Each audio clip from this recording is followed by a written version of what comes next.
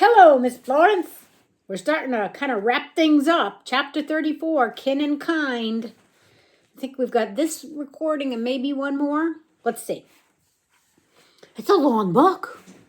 Shenanigan woke before dawn with Phenomena's elbow in her face and Felicity's knee in the small of her back. She sat up.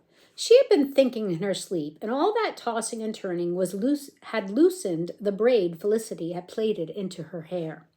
The moon still lit her sister's room like a black and white film, all deep shadows and shades of gray. It was the work of a moment to pickpocket Phenomena's lab coat and take her casebook. Shenanigan crouched in a handy scrap of moonlight and flipped past the neat notes and diagrams of the case to a page at the back where Phenomenon had drawn the table titled Nominative Determinism in the Case of Shenanigan Swift.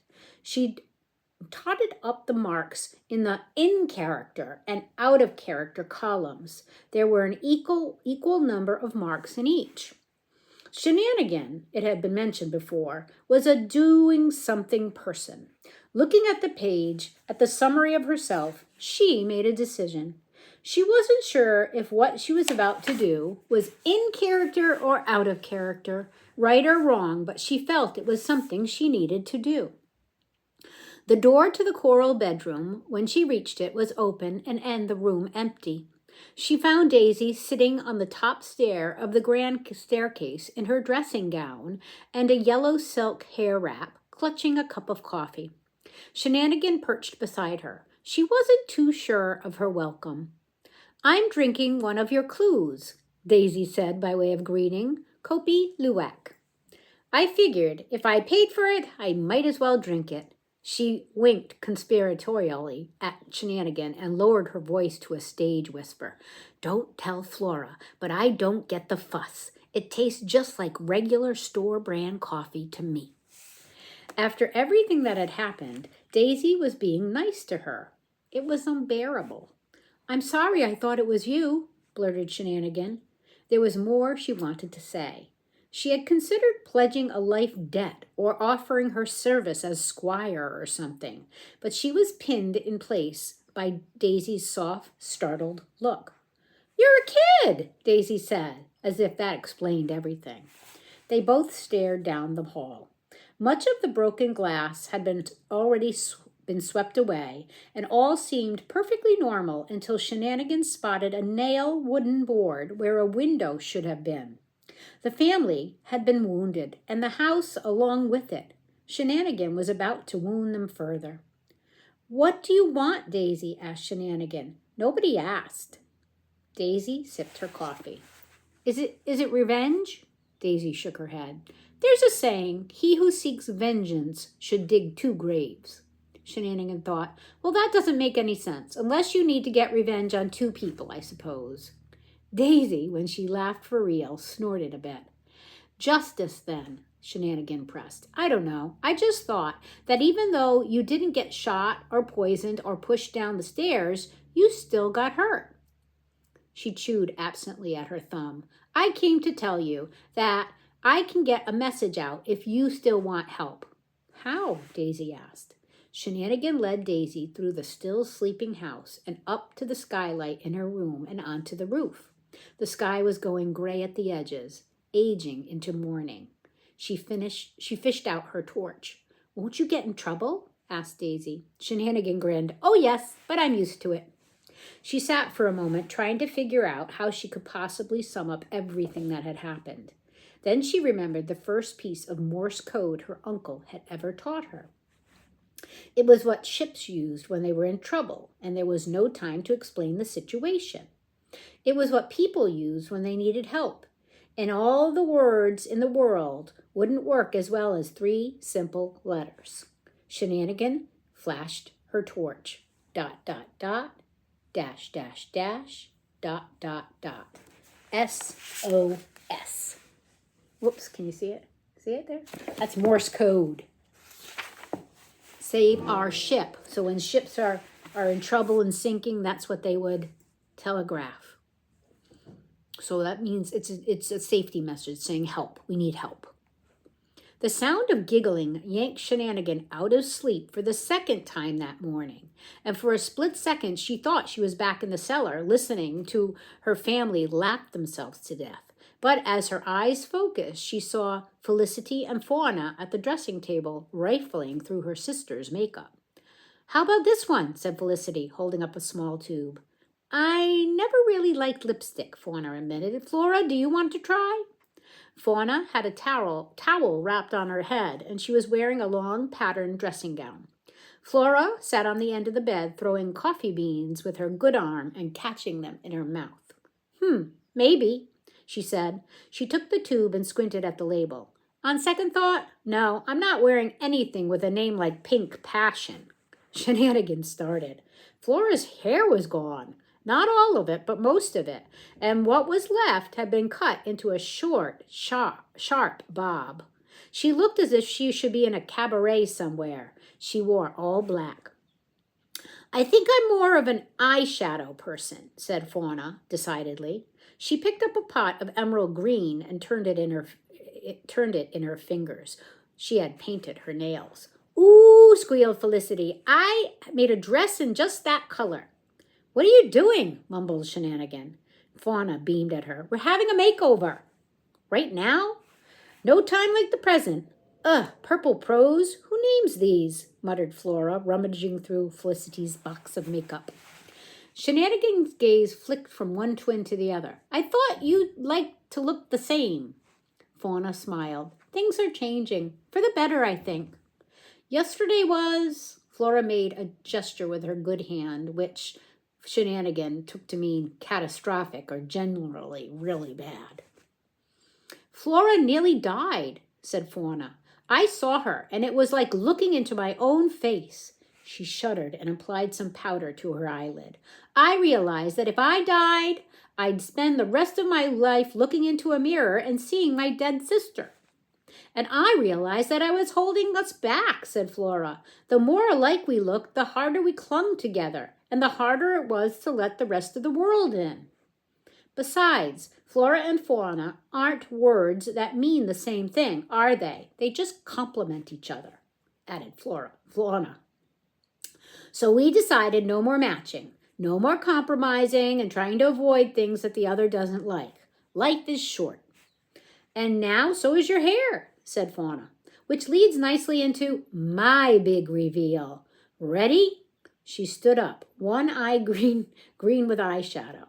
"Okay, and ta-da!" She whipped the towel from her head, revealing her newly scarlet hair, still damp from the shower. She beamed. Felicity clapped. Flora tried to clap, winced, and settled for giving the thumbs up instead. "Oh, you look excellent," she said. "I definitely couldn't pull off that. Ha-ha!" She pulled a small black tube out of Felicity's makeup box. "Signature Scarlet. Fliss, how about this one?" "Go for it," said Felicity, who had been half swallowed by her massive wardrobe. A dazed moth fluttered out and landed on her mirror. Flora swiped her lips with the deep red and eyed herself critically. Not bad." "I couldn't pull that off," said Fauna. The twins looked in the mirror. The crease in Flora's forehead was still there, and the laughter lines at the corner of Fauna's mouth. But Shenanigan couldn't believe she'd ever got them confused.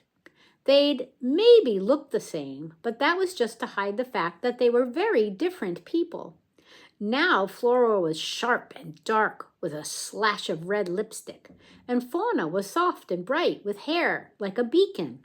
The only thing that matched was their smiles. Shenanigan left them trying on clothes and wandered down to breakfast. On the way, she passed the door to the other once secret room, now just a charred hole in the wall. Inside, Phenomena was glaring at the eek and making notes on a clipboard. Her white lab coat was smudged with soot, but the machine was just as shiny and clean as ever. "I will find out how you work, you wretched thing," Shenanigan heard her mutter. Shenanigan slid down the banister and marched through the hall, passing the stairs to the kitchen as cook and Daisy emerged with a platter of bacon and a tureen of scrambled eggs. Daisy looked a lot better and had just said something that was making Cook laugh uproariously.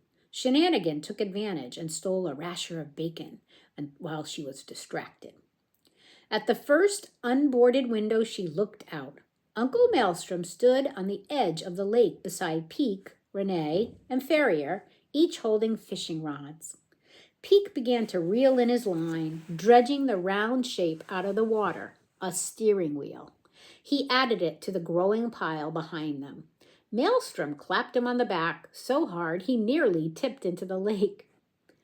In the library, Aunt Inheritance was frowning at a very shaky-looking Earth. Shenanigan paused by the door in case they needed backup.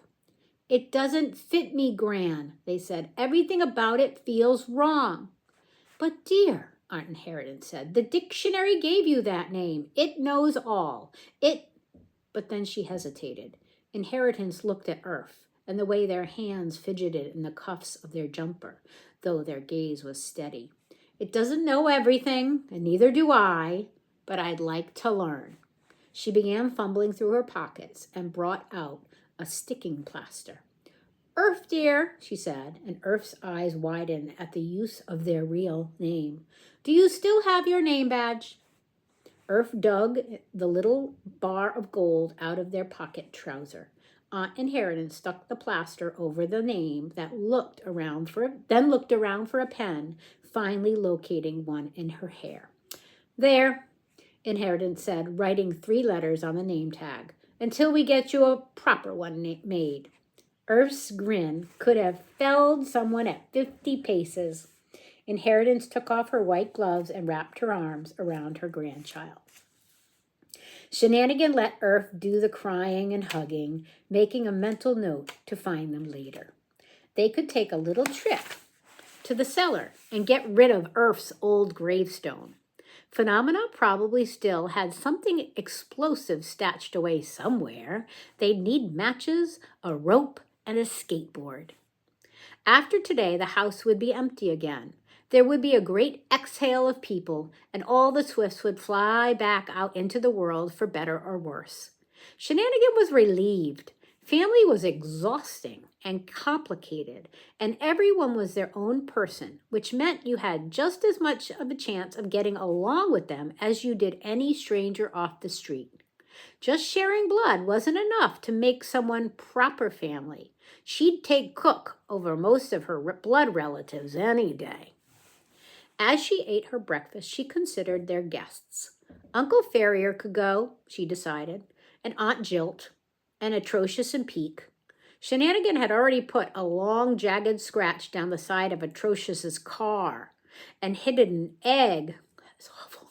And hidden an egg under Peek's back seat, and she was confident that she could keep her grudge well fed until the next reunion. But then there was Earth, her new best cousin, and then there was Fauna and Flora, and Dither and Fortissimo. They weren't bad, really, and she probably would have grown fond of Pamplemousse if he had lived longer. Maybe that was what Cantrip was trying to say. Be rich in kindness and be rich in kind. Each reunion, riches shall you find. She wasn't talking about money. The point of the reunion wasn't really to find the hoard. It was just an excuse to bring everyone together as a family and find the worth in one another. At the end of the meal, when the plates had been cleared away, Aunt Schadenfreude pulled back her chair with a screech. "Right," she said. "We're all here. I'm sure you're waiting to hear who will take over for me as the head of the family. Well, I'm not going to beat off about the bush. There's only one choice for me. Over the last few days, I've heard of this person's courage, dignity, and sensitivity. Their kindness as well was an important factor. I know most of you think I lack it. Nobody could say that about her." Schadenfreude's hand drifted to her collar. "If she will accept the title, thank goodness knows why she would, though goodness knows why she would, then Fauna Swift is to be our new matriarch." Fauna clapped her hands over her mouth. The applause was too loud for her to do anything but nod. She made her way to Aunt Schadenfreude in the green gown Felicity had made, her hair blazing, with her sister drumming on the table so hard that Shenanigan worried Flora's bones might break. Beside Flora, Daisy was trying to show Earth how to whistle through their fingers. Inheritance gently laid the family dictionary, liberated from its glass case for the occasion, on a lectern. Fauna placed her hand on its cover. Aunt Schadenfreude, matriarch of the Swift family, do you relinquish your title and the powers and duties bestowed on you by the family? Asked Aunt Inheritance solemnly. Aunt Schadenfreude nodded. I do, she said, finally. She looked lighter. It was as if she had been carrying something heavy for years and years, and it had finally found a place to put it down. She reached up and with a tiny key Shenanigan had never seen before, loosened her iron collar. Aunt Inheritance turned to Fauna. Fauna Swift, do you accept the position of head of the family under the title matriarch? I do.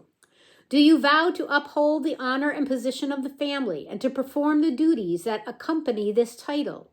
Do you swear to resolve disputes to the best of your ability, to protect and shelter those members of the family who need it, to provide counsel and assistance to your kin?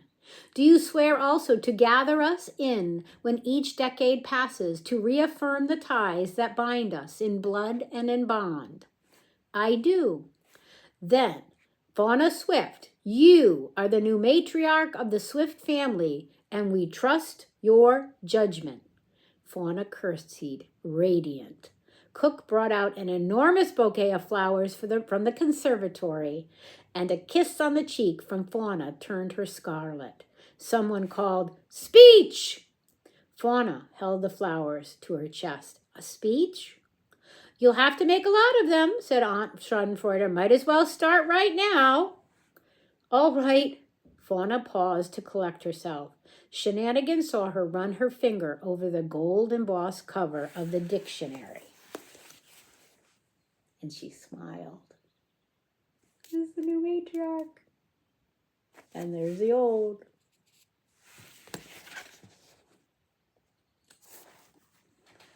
Chapter 35, Future Imperfect. Aunt Schadenfreude is awful, said Fauna. Shenanigan choked on her orange juice. Fauna waited with a mischievous grin or smile for everyone to stop squawking, though Aunt Schadenfreude herself looked unperturbed, even a bit amused. She nodded for Fauna continued. It's right here in the older section of the dictionary. Fauna pointed to a page, one of the early ones on parchment with long S's that looked like F's. Listen to this entry. Awful, adjective, profoundly impressive, inspiring respect. Back when this was written, the word awful could mean something positive. Aunt Schadenfreude is awful. She is profoundly impressive, and she certainly inspires respect. Oh, now I'm seeing. That's the iron collar that was around her neck with the key. I'm wondering if the new matriarch has to wear it. It doesn't look comfortable. But over time, people started using the word differently to mean something terrible or unpleasant. If you look at the newer section of the dictionary, there's a fresh entry. She flicked forward several hundred pages. Here, awful, adjective, generally very bad. She closed the dictionary with a thud. And a few hundred years of language evolution later, I've insulted my aunt. Oh dear. Some would say the modern definition still applies, said Aunt Schadenfreude archly. A few gentle laughs. Fauna tucked her newly scarlet hair behind her ear.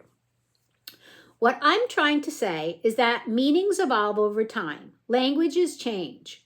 Because people change. We need new words and new names for things. Like the way there wasn't a word for telephone until recently, when the telephone was invented. Do you see? The job of the dictionary isn't to tell us what words have to mean. It is to record us as we are, to change alongside us, said Fauna. I think it is time for us as a family to make a fresh start. To do things because we think it's the best way, not because it's how we've always done them. To stop defining things and start trying to describe them. And if we can, to allow ourselves and one another to change and grow. She smiled around at them. With that in mind, they all heard the noise, a blaring, still, far-off sound. Shenanigan's eyes met Daisy's over the porridge tureen. Atrocious pulled a pair of opera glasses from her pocket and went to the window. She cursed, "It's the police!" A few people started to their feet, but Atrocious waved them back with her eyes still glued to the glasses. They're fiddling with the lock on the gate. Ah, one of them has bolt cutters. They'll be here soon. Aunt Schadenfreude rose in fury. Was I not clear? She demanded. Who did this? Her eyes swept the room. Shenanigan took a steadying breath. She accepted the consequences last night. She wondered what Suleiman had said to the police to persuade them that a Morse code message from a child was grounds for investigation. She wondered once again if she had done the right thing. She opened her mouth to confess. Stop that. That's where we'll stop there. Is it? I love that we have a new matriarch. All right, my love. Let's stop there. We'll start on page 330 when we continue. Until we read again.